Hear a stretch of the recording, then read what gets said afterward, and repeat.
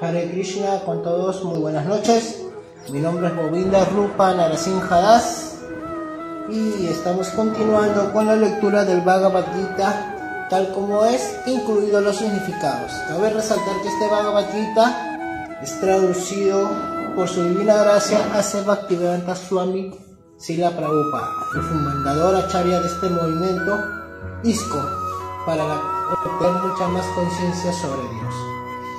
El día de hoy nos quedamos en el texto número, la vez pasada nos quedamos en el texto número 38. Om Namo Bhagavate Vasudevaya, Om Namo Bhagavate Vasudevaya, Om Namo Bhagavate Vasudevaya. Dhumena brillate vahmir, yata darso malenacha, yato verna brito garbas, tata tenedam abritam. Traducción. Así como el fuego cubre al humo, o como un espejo lo cubre el polvo, o como el embrión cubre al vientre, asimismo la entidad viviente la cubre en distintos grados de esa lujuria. Significado. Hay 3 grados de cobertura de la entidad viviente, mediante la cual su conciencia pura es oscurecida. Esta cobertura no es más que diferentes manifestaciones de la lujuria, tal como el humo en el fuego, el polvo en el espejo y el vientre alrededor del embrión. Cuando se dice que la lujuria se asemeja al humo, se sobreentiende que el fuego de la chispa viviente puede percibirse un poco. En otras palabras, cuando la entidad viviente exhibe ligeramente su conciencia de Krishna, se dice que se asemeja al fuego cubierto por el humo. Aunque donde hay humo tiene que haber fuego. En la primera etapa no hay una manifestación patente del fuego. Esa etapa es como el comienzo del cultivo de conciencia de Krishna. El polvo en el espejo se refiere a un proceso de limpieza del espejo de la mente mediante diversos métodos espirituales. El mejor proceso es el de cantar los santos nombres del Señor. El embrión cubierto por el vientre es una analogía que ilustra una posición desamparada, pues en el vientre el niño está tan desamparado que ni siquiera puede moverse. Esta etapa de la condición viviente se dice que se asemeja a la de los árboles. Los árboles también son entidades vivientes, pero se les ha puesto en semejante condición de vida por una exhibición tan grande de lujuria, que prácticamente están desprovistos de toda conciencia. El espejo cubierto se dice que se asemeja a las aves y a las bestias, y el fuego cubierto por el humo se dice que se asemeja al ser humano. En la forma de un ser humano, la entidad viviente puede revivir un poco el estado de conciencia de Krishna y se desarrolla adicionalmente al fuego de la vida espiritual. Puede ser encendido. Y si se desarrolla adicionalmente, el fuego de la vida espiritual puede ser encendido. Mediante la manipulación cuidadosa del humo que hay en el fuego, se puede llegar a avivar este último, de modo que la forma humana de vida es una oportunidad para que la entidad viviente se escape del enredo de la existencia material. En la forma de vida, uno puede conquistar al enemigo, la lujuria, mediante el cultivo de conciencia de Krishna, bajo una guía capaz. Texto número 39. Acá le sigue hablando Krishna a Arjuna. Así pues, la conciencia pura de la sabia entidad viviente es cubierta por su enemigo eterno en forma de la lujuria, que nunca se satisface y arde como el fuego. Significado. En el Magnu Smriti se dice que la lujuria no se la puede satisfacer con ninguna cantidad de disfrute de los sentidos. Tal como el fuego nunca se lo extingue mediante un suministro continuo de combustible, en el mundo material el centro de todas las actividades es la vida sexual. Y por ello este mundo material recibe el nombre de Maitun Yagara, o los grilletes de la vida sexual. En la cárcel ordinaria a los criminales se les mantiene tras unas rejas. De igual manera, a los criminales que desobedecen las leyes del Señor se les encadena por medio de la vida sexual. El adelanto de la civilización material sobre la base de la complacencia de los sentidos significa aumentar la duración de la existencia material de la entidad viviente. Así pues, esta lujuria es el símbolo de la ignorancia que mantiene a la entidad viviente dentro del mundo material. Mientras uno disfruta de felicidad, pero de hecho ese supuesto sentimiento de felicidad es el mayor enemigo de aquel que disfruta de los sentidos. Texto número 40. Los sentidos, la mente y la inteligencia son lugares de asiento de esa lujuria, a través de los cuales ella cubre el verdadero conocimiento de la entidad viviente y la confunde. Significado: el enemigo ha ocupado diferentes posiciones estratégicas en el cuerpo del alma condicionada.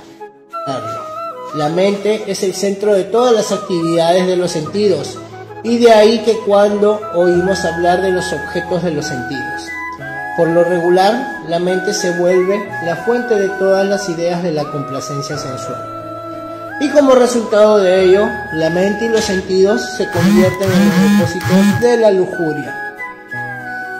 Luego, el departamento de la inteligencia es el vecino inmediato del alma espiritual.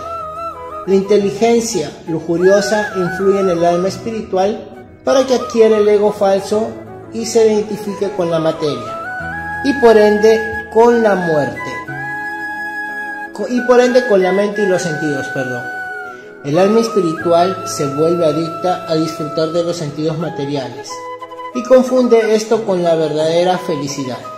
Esa es la falsa identificación del alma espiritual, se explica muy bien en el Srimad Bhagavatam. Esta falsa identificación del alma espiritual se explica muy bien en el Srimad Bhagavatam, canto 10, 84-13. Y acá dice, de explicación: un ser humano que identifica su ser con este cuerpo hecho de 3 elementos, que considera que los subproductos del cuerpo son sus familiares, que considera venerable a la tierra en la que nació y que va al lugar de peregrinaje simplemente para darse un baño y no para reunirse con los hombres de conocimiento trascendental que allí se encuentran, debe tenerse por un asno o una vaca. Texto número 41.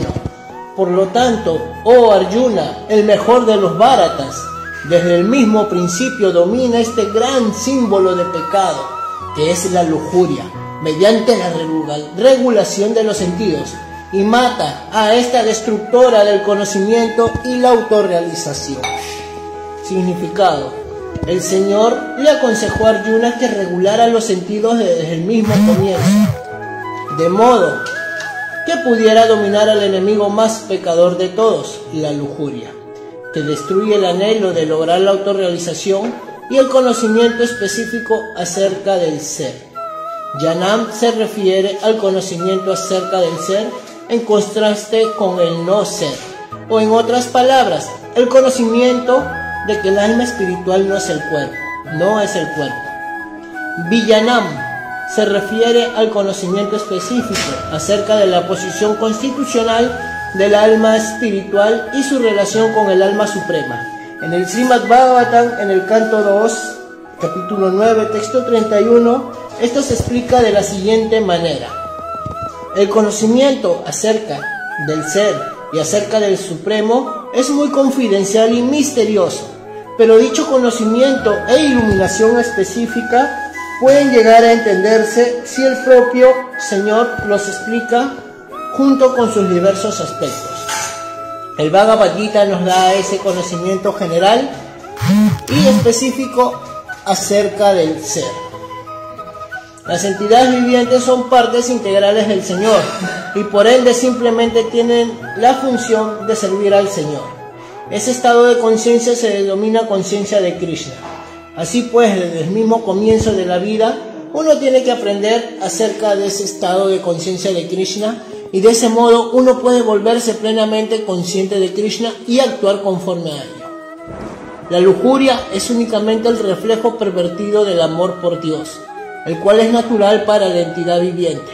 Pero si a uno se le educa en lo referente al cultivo de conciencia de Krishna desde el mismo comienzo, ese amor natural por Dios no puede deteriorarse y volverse lujuria. Cuando el amor por Dios se deteriora y se convierte en lujuria, es muy difícil regresar a la condición normal. Sin embargo,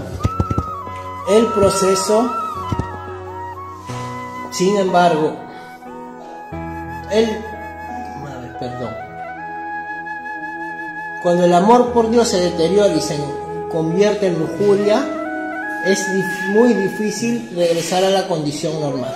Sin embargo, el proceso de conciencia de Krishna es tan poderoso que incluso un principiante tardío puede volverse un amante de Dios por el hecho de seguir los principios regulativos del servicio devocional. De manera que, a partir de cualquier etapa de la vida, a partir del momento en el que se entienda su urgencia, uno puede comenzar a regular los sentidos con el proceso de conciencia de Krishna, el servicio devocional del Señor, y transformar la lujuria en amor por Dios, la etapa más elevada y perfecta de la vida humana. Texto número 42. Los sentidos de trabajo son superiores a la materia burda. La mente es más elevada que los sentidos. La inteligencia es aún más elevada que la mente, y ella, el alma, es incluso más elevada que la inteligencia. Significado: los sentidos son las diferentes salidas de las actividades de la lujuria. La lujuria está retenida dentro del cuerpo, pero se le da la salida a través de los sentidos. Por consiguiente, los sentidos son superiores al cuerpo como un todo. Estas salidas no se emplean cuando existe un estado de conciencia superior o conciencia de Krishna. En el estado de conciencia de Krishna, el alma se pone en contacto directo con la suprema personalidad de Dios. Por lo tanto, la jerarquía de las funciones corporales, tal como se describe aquí, termina finalmente en el alma suprema. La acción corporal entraña las funciones de los sentidos, y detener los sentidos significa detener todas las acciones corporales. Pero como la mente es activa, entonces, aunque el cuerpo esté en silencio y en reposo, la mente actuará tal como lo hace durante el sueño. Mas, por encima de la mente se halla la determinación de la inteligencia, y por encima de la inteligencia se halla el alma propiamente dicha. Así pues, si el alma se consagra directamente al Supremo de modo natural, todos los demás subordinados, es decir, la inteligencia, la mente y los sentidos, quedarán ocupados automáticamente. En el Katha-upanishad hay un pasaje similar en el que se dice que los objetos de la complacencia de los sentidos son superiores a los sentidos, y la mente es superior a los objetos de los sentidos. Por lo tanto, si la mente se halla directa y constantemente consagrada al servicio del Señor, no hay ninguna posibilidad de que los sentidos se ocupen de otra manera. Esta actitud mental ya se ha explicado. Param dristva nivartate, param dristva nivartate, param dristva nivartate. Si la mente está dedicada al servicio trascendental del Señor, no hay ninguna posibilidad de que se dedique a las propensiones inferiores. En el Katha-upanishad, el alma se ha descrito como Mahan, lo más grande. Por consiguiente, el alma está por encima de todo, es decir, de los objetos de los sentidos, de la mente y de la inteligencia. Luego, la solución a todo el problema consiste en entender directamente la posición constitucional del alma. Uno tiene que averiguar con inteligencia cuál es la posición constitucional del alma, y a continuación ocupar siempre la mente en el cultivo de conciencia de Krishna. Eso resuelve todo el problema. a un espiritualista neófito se le aconseja generalmente mantenerse apartado de los objetos de los sentidos. Pero además de eso, uno tiene que fortalecer la mente mediante el uso de la inteligencia. Sí, mediante la inteligencia uno ocupa la mente en el cultivo de conciencia de Krishna, entregándose por completo a la suprema personalidad de Dios. Entonces, de manera automática, la mente se fortalecerá, y aunque los sentidos son muy fuertes, como serpientes, no serán más eficaces que una serpiente con los colmillos rotos. Mas, a pesar de que el alma es el amo de la inteligencia y la mente, y también de los sentidos, aún así, a menos que se fortalezca mediante la asociación con Krishna, en el proceso de conciencia de Krishna, muchas posibilidades de caer a causa de la agitada mente. El último verso para acabar con el capítulo número 3, texto número 43, para acabar. En consecuencia, sabiendo que uno es trascendental a los sentidos, la mente y la inteligencia materiales, oh Arjuna, el de los poderosos brazos, se debe estabilizar la mente mediante una inteligencia espiritual deliberada, que es el proceso de conciencia de Krishna, y así mediante la fuerza espiritual conquistar a ese insaciable enemigo conocido como la lujuria. Significado: este tercer capítulo del Bhagavad Gita dirige de un modo concluyente hacia el estado de conciencia de Krishna, mediante el hecho de uno conocer como servidor eterno a la suprema personalidad de Dios, sin considerar que el vacío impersonal es el fin último. En la existencia material de la vida, es indudable que a uno lo influencian las propensiones de la lujuria y el deseo de dominar los recursos de la naturaleza material.